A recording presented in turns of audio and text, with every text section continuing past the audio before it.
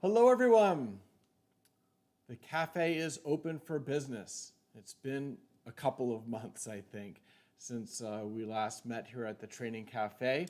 And now that kind of the winter season is here and I'm going to be stuck at home and working more than climbing, it's a time of year I think a lot more about training, and perhaps you do too.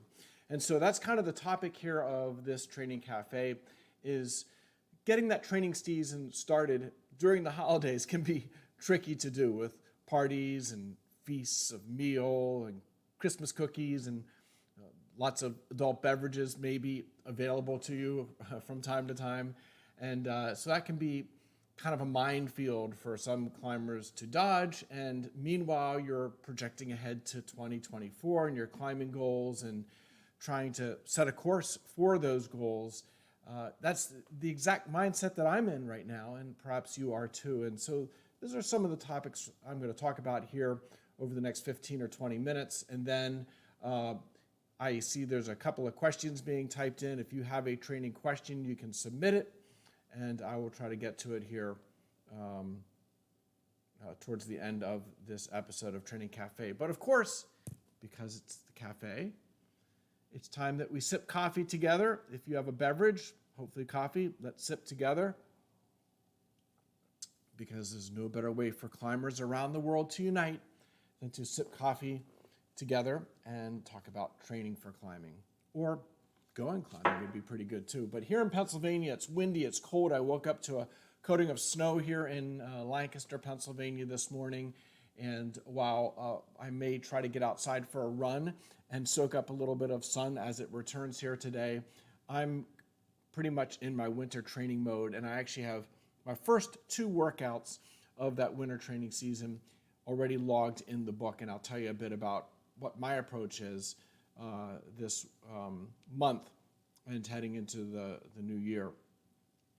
So, I think for many climbers, if you're thinking in terms of seasons, these 3-month seasons we have, winter officially doesn't begin until the solstice, which is another 7 or so days from now. But, for, a lot of folks, kind of Thanksgiving time frame is kind of the beginning of the winter season or the holiday season. And if you live in the mid-latitudes or the higher mid-latitudes of the Northern Hemisphere, it is generally getting cold this time of year. It might be good for some outdoor bouldering or some sunny wall sport climbing, but it's not the best weather. The days are short. It's not good for traveling and investing a lot of time on the road. And, most folks are home and in the gym, whether it's a home gym or a commercial gym, training for gains heading into the next season.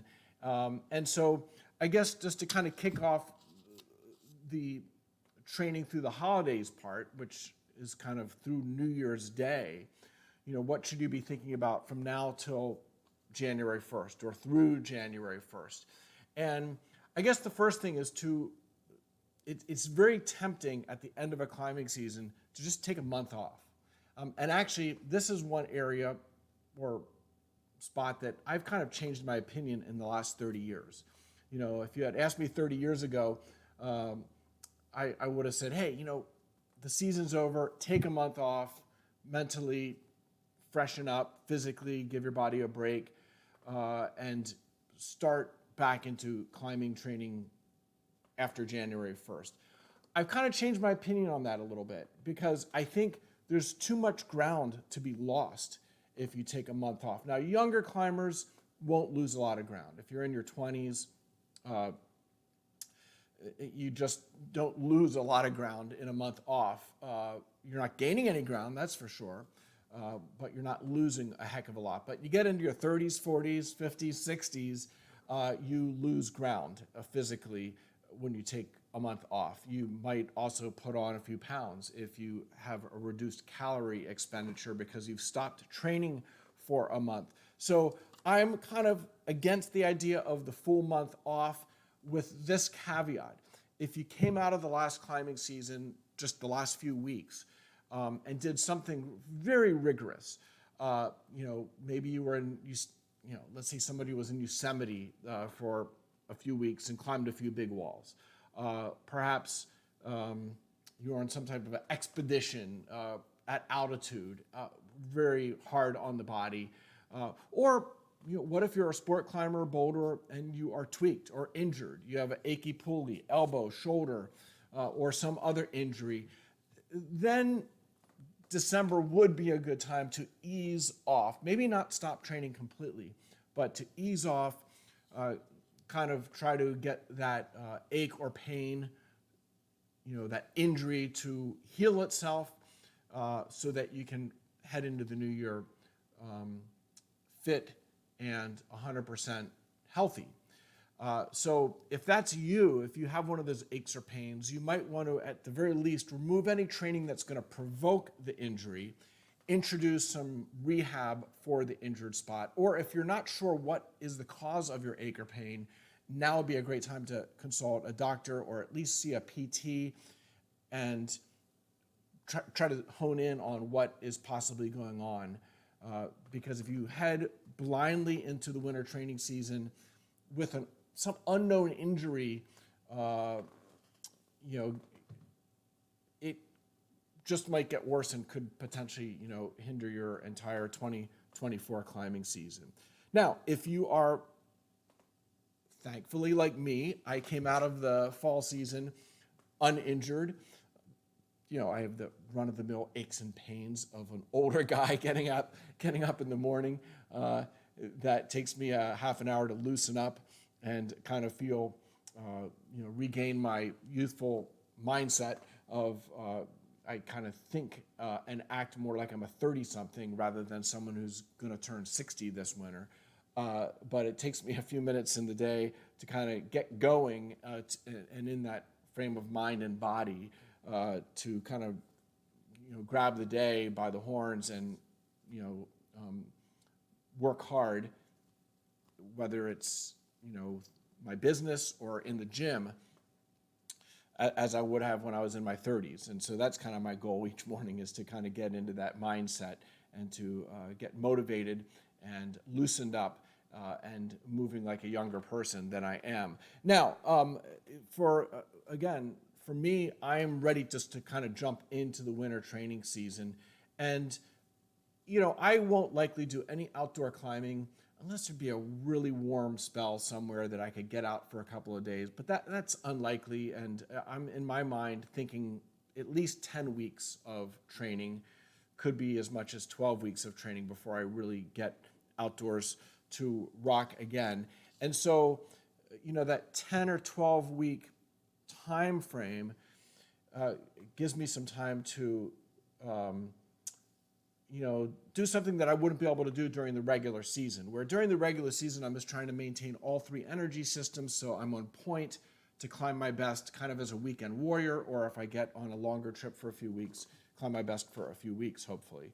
But during the winter training season, I will worry a little less about body weight. If I put on a pound or two over the holidays, it's not going to be a crisis because I have January and February to knock off that pound or two. So that I'm not so worried about. What I do need to do, I spent the last 2 months climbing outdoors and doing zero training, climbing 3 or 4 days a week outdoors and, working the other days, putting in my 40-hour work week and trying to climb 3 or 4 days a week. But zero training, which means my max strength is way down, like 30% down. I just this morning did my first strength power workout of this winter training block, and I knew it was going to be ugly. Normally I'm doing 5 sets of 5 weighted pull-ups with 80 or 90 pounds. Today I was doing it with 60 pounds, so I'm down 30 pounds on my 5 sets of 5 weighted pull-ups. But that's to be expected, not having done them for 2 months. Same thing with weighted hangs. I won't tell you the numbers, but everything is really ugly right now. But, the myonuclei in my muscle cells know what they can do or have done in the past, and I will get back my max strength and power pretty quickly. Probably by the end of December, I'll be mostly back, and then January, February, I can try to make a little bit of gains, although at my age, honestly, there's not a lot of gains to be had. It's more about not sinking year over year. If you're under the age of 50, then you most likely can still make some gains, unless you're very well trained, decades of training like myself, where you kind of squeezed all you can out of your genetics. But if you're someone who is still training in fresh ways, you can make strength gains during the off season very often with a well-designed, disciplined approach. Not training too little, not training too much, trying to find the sweet spot. And for me, that'll be doing 2 strength and power workouts per week. So I did one today. I'll do another one on Thursday. And I'll probably kind of stick with that 2-day a week where I'm doing max strength and power through the end of December. And hopefully by January, that gets me back to near where I was, before I went on my last climbing trip. And then I can, see if I can eke out little gain January and February. Now, I'm mostly a route climber. I dabble in other types of climbing, but I'm mostly a sport climber. And so it's very important, that if you put a rope on, your aerobic energy system, it's not stressed enough by climbing coaches across the board. There's, just not enough talk about the importance of aerobic training. And I'm not just talking about doing some generalized aerobic training, because that's a small part of the program, but a big part of your program should be climbing specific aerobic training. That is climbing for mileage, whether it's outdoors or in the gym, climbing a lot of moves, a lot of minutes on the wall. And that means you're not climbing at your limit on stuff that you're falling off of and failing. That means you're climbing well below your limit. If it's climbing gym, let's say your limit is 512s, well, then you would spend a lot of time climbing 9s, 10s, and kind of low-end 11s, because the 11 pluses and 12s would be routes that would really press you to your limit. Maybe you would fall off, maybe they would take a few goes to send. And there's a time and a place to do some of those more limit kind of routes. But for developing your climbing specific aerobic system, I'm talking about the capillary network in your climbing muscles, the mitochondria mass in your climbing muscles, the enzymes, the aerobic enzymes that make it all happen. This is kind of the climber's equivalent base training that a runner needs to do. Talk to any runner, someone who runs 10K races or marathons or any kind of a distance, more than 5K, and putting in that base mileage week in and week out, pretty much 12 months of the year, is the most fundamental part of their program. Yeah, they do speed work, they do some weightlifting, they do some other things, but they have to put the mileage in, because there's just no replacement for that in terms of maintaining and building capillaries and mitochondria, which are the 2 structures that really support that aerobic energy system that helps you climb for 5, 10, 15, 20, 30 minutes or more on a route, whether it's a vertical route or a steeper sport route. That aerobic energy system is essential. So long story short, at bare minimum, I'm also going to put in 2 days a week where I'm climbing for mileage. And so I did the first workout of my winter training block this past Saturday. I went to a climbing gym in Philadelphia that has nice, steep, 50, 60-foot walls. And I cranked out 11 routes. And one of them was a 12 that I fell on.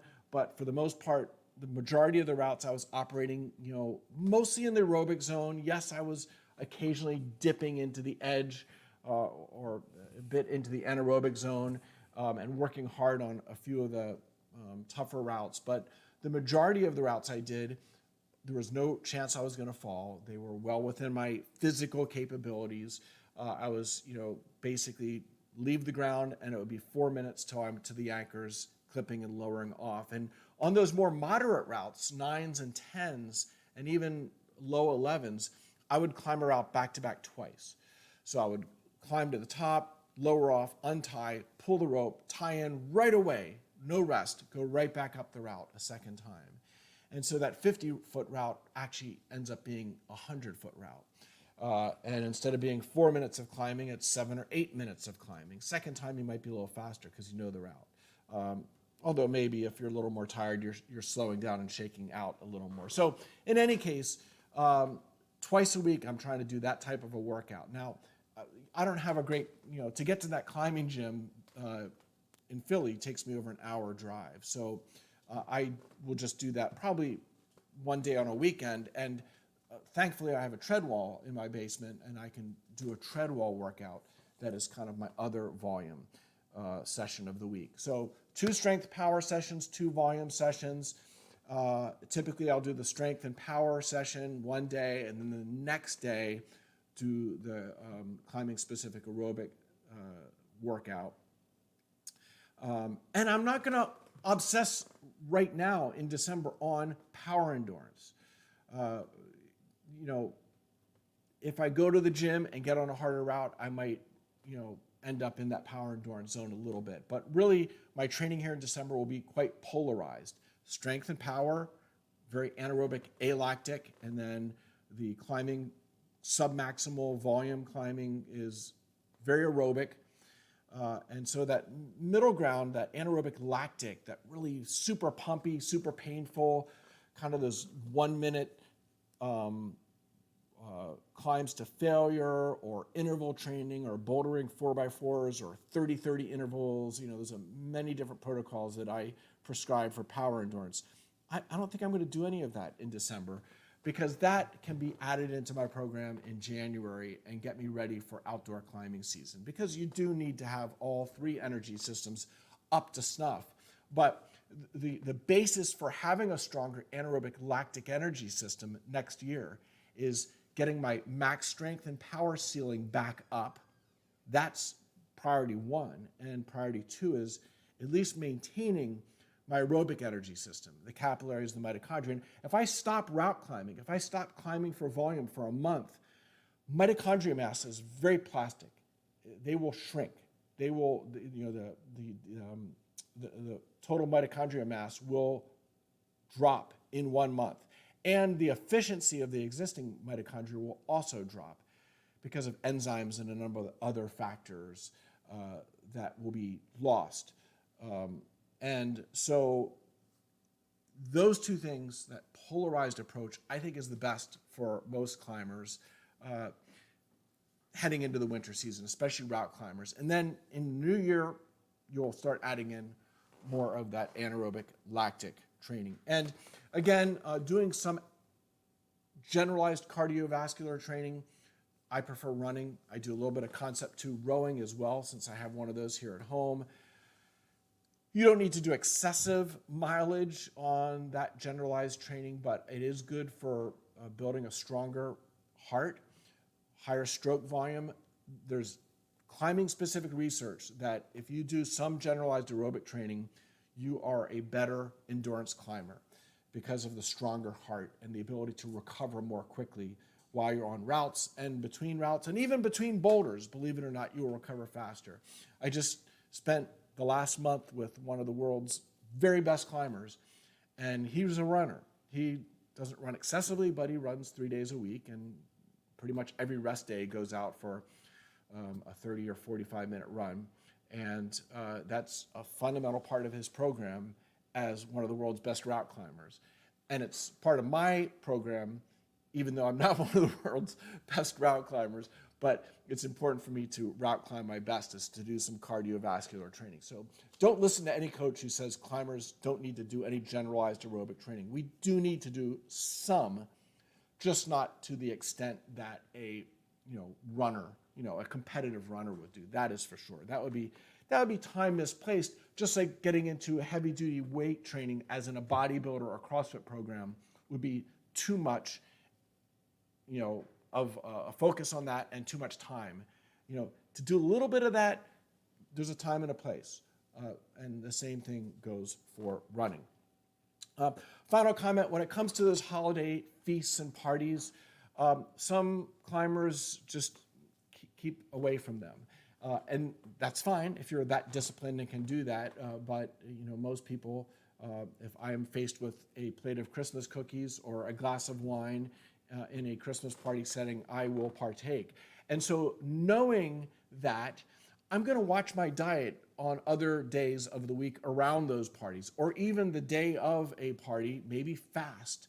Maybe that's the day you want to wake up and maybe have some protein for breakfast, but then just not eat any food until you get to that party, and kind of save up your calories for the big hit you're going to assess at the party from food and alcohol and desserts and those kinds of things. I think the holiday season is to be enjoyed, and so I think you can embrace it in a smart way. And maybe also go for a run or do something aerobic for an hour, or have a good climbing session for a few hours on the day or a few hours prior to the party. So again, you've kind of burned a lot of calories and now you're ready to consume some. And hopefully you kind of can keep the scales even heading through the holiday season, and then in the new year, begin to move towards your ultimate fitness and your best climbing performance weight by whenever your outdoor season will resume. If you're in the South, it might resume in February. If you're in Chicago, it might be April. It might be Easter until you make your first venture down to the red. So there's some time to kind of get into your best shape and hit your fighting weight, you might say. Okay, well, I've talked longer than I had wanted to on this topic. It's time to answer a few questions here. And I know there's a few typed in here, and I'm going to try to blow through these here in the next 10 minutes and then sign off because I got a super busy day or afternoon ahead of me. So first up, Michael has a couple of questions. Says that his current project never fell off of it because of pump, but because of lack of power on the upper crux. Can you explain the mechanisms behind this? So, generally we have an aerobic energy system, which is virtually, which is almost infinite. And then we have our anaerobic energy systems, which are finite. Kind of like one of these gas-electric hybrid cars. When you're driving at a slow, steady pace, the electric engine can carry you, but when you step on the gas to accelerate hard or go fast, the gasoline engine kicks in. And so using that as an analogy for the bioenergetics in our climbing bodies, the aerobic energy system is like that electric engine that can power you moderately for an extended period of time. And the anaerobic is like the gasoline engine that you step on the gas and it has to kick in to create power for the hardest moves, the hardest sequences. But that is a finite. You leave the ground and that anaerobic reserve is finite. It's as if that electric gas hybrid car had a battery that lasted forever, but only, let's say, a gallon of gas for the combustion engine to draw on. And when you burn that gallon of gas, then you would lose the gasoline function of the car. And that's how the anaerobic energy system is. So the fact that you sense that you have enough endurance for the route, but you can't power through the moves, you're missing that high end, that anaerobic lactic energy system, and to some degree the alactic, which is what you would call on for the single hardest moves, smallest holds. And so there's a couple of things here. First, technically, Michael, if you can get a rest before that last section, at the Red River Gorge, you'd look for a knee bar. At some climbing areas, you would look for a hand jam or some type of a body position where you can shake out. And if you can get blood flow moving, then the aerobic energy system can begin to refill that anaerobic reserve and replenish to some degree the ATP and CP that comprise that alactic energy system for those most powerful, hard moves.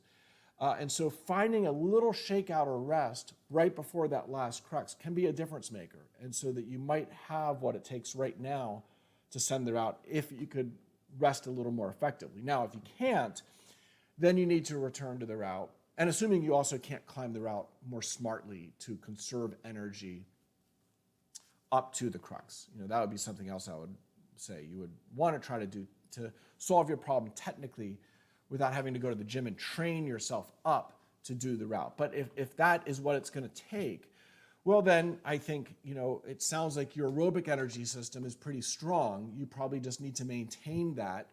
And in the gym, maybe the next month or so, you want to focus on two things. Maximum strength and power. That would be, one part a hangboard protocol, one part a campus protocol, one part doing some limit bouldering on a kilter board. You could also set a boulder problem if you have a home wall that models the crux of that upper crux of the route, so you can get specifically stronger in those movements. And then, kind of the last 2 or 3 weeks before you would be going back to wherever the route's at, I would do some anaerobic lactic training, like some 30-30 intervals are my favorite protocol for higher end climbers. And I've done some videos on that protocol you could search around and find.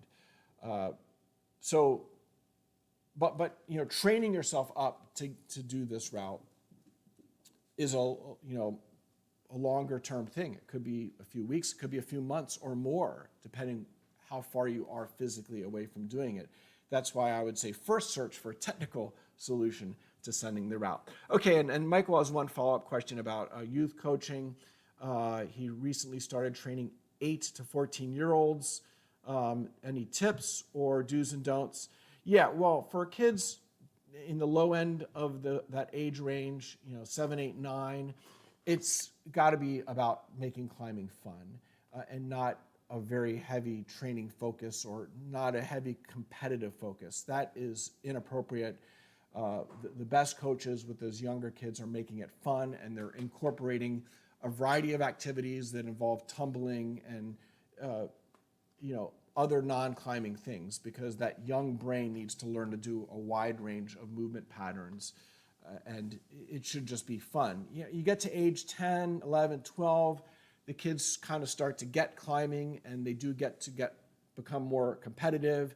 They eventually end up in that adolescent growth spurt, 12, 13, 14, and their bodies start to change, and they can start to do more, gradually some of the things that we know as training. But it's got to be appropriate for both the age, but also for the maturity of the youth. Not all kids mature at the same rate. Some are early bloomers, some are late bloomers, and that's where things really need to be personalized. And I don't want to give any real specific advice there other than, you shouldn't take a 12-year-old and put them on a heavy-duty hangboard and campus training program. Obviously, that's totally inappropriate. But could they dabble a little bit? Yeah, if it's a mature kid that is strong and knows how to, has developed the kinesthetic awareness of how to do those types of powerful movements, and they've been coached to how to do them in a safe way and coached to be disciplined and only do a little bit. You don't spend an hour on a campus board, you spend a few minutes on a campus board. And so that, again, needs really good adult supervision or guidance for the kids. And by the time they reach age 16, most of them have a more adult body and can train from age 16 on more so like an adult. The thing you have to watch for, especially in the boys, are the growth plates. Any pain in the PIP,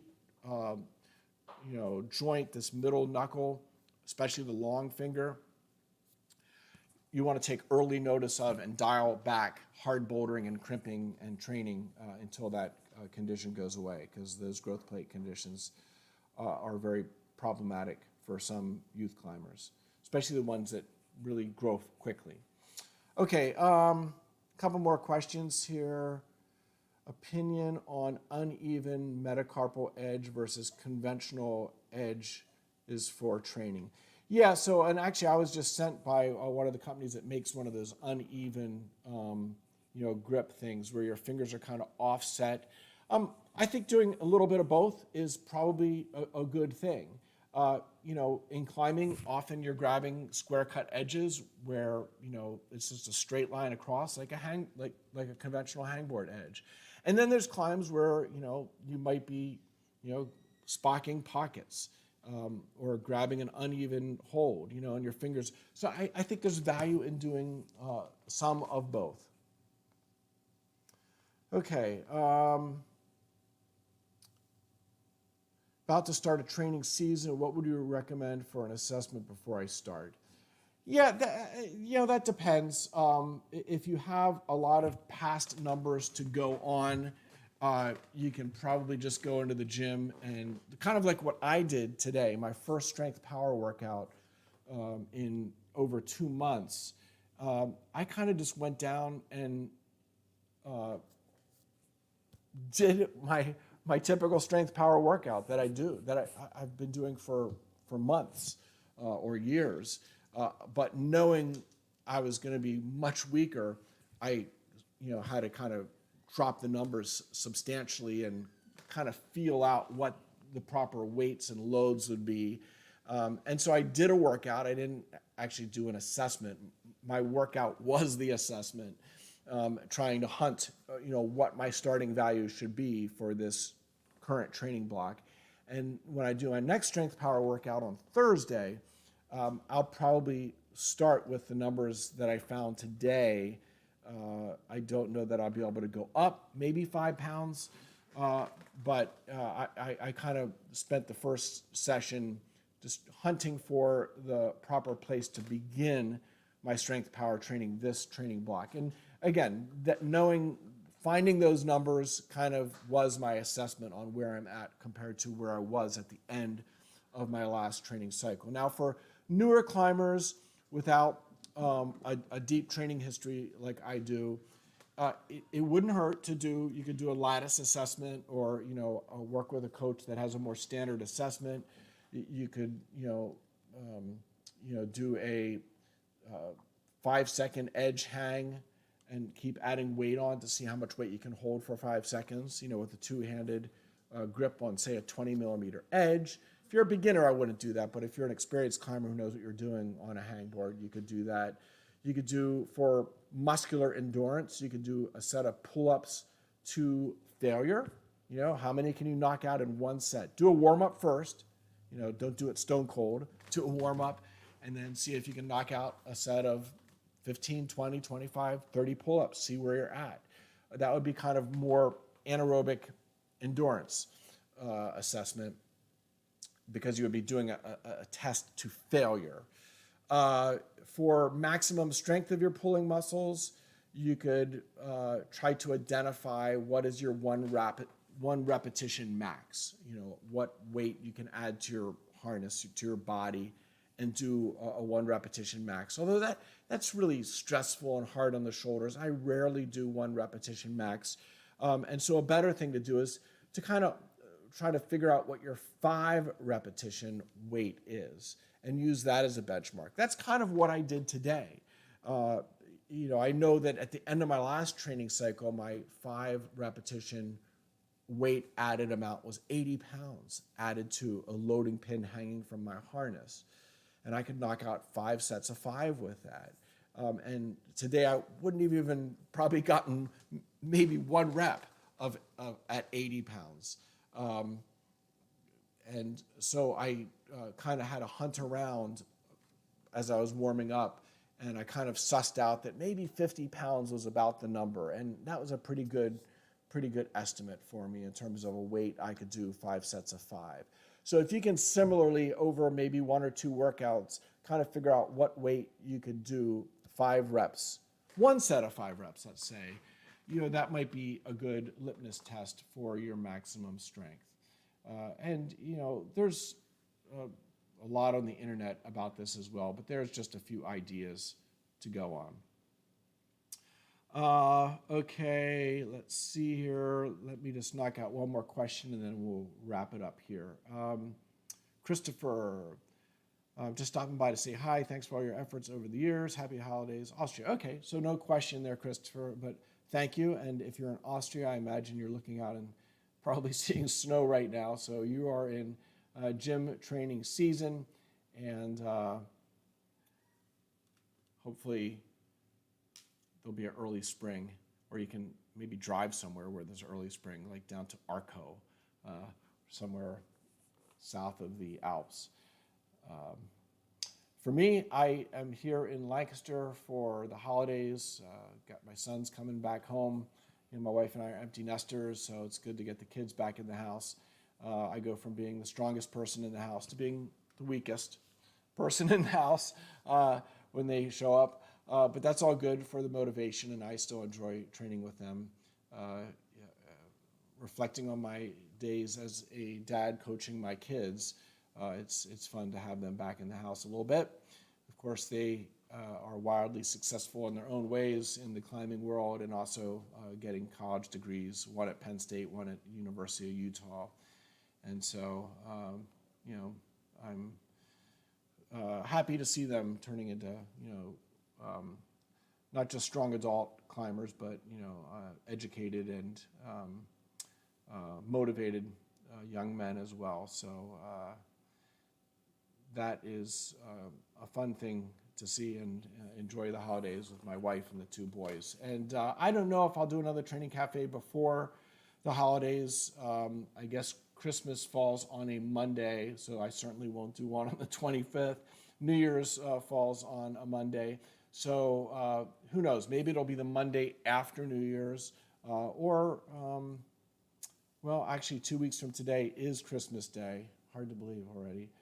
So it could be January 8th until we have the next training cafe. But in any case, wishing you and yours a happy holiday, Merry Christmas, Happy Hanukkah, whatever you celebrate. Happy New Year for everybody. And let's hope for a wonderful 2024 for us as climbers, and hopefully a better one for the world in general. So I guess we'll see you in 2024. Thanks for stopping in at the Training Cafe. We'll see you next year.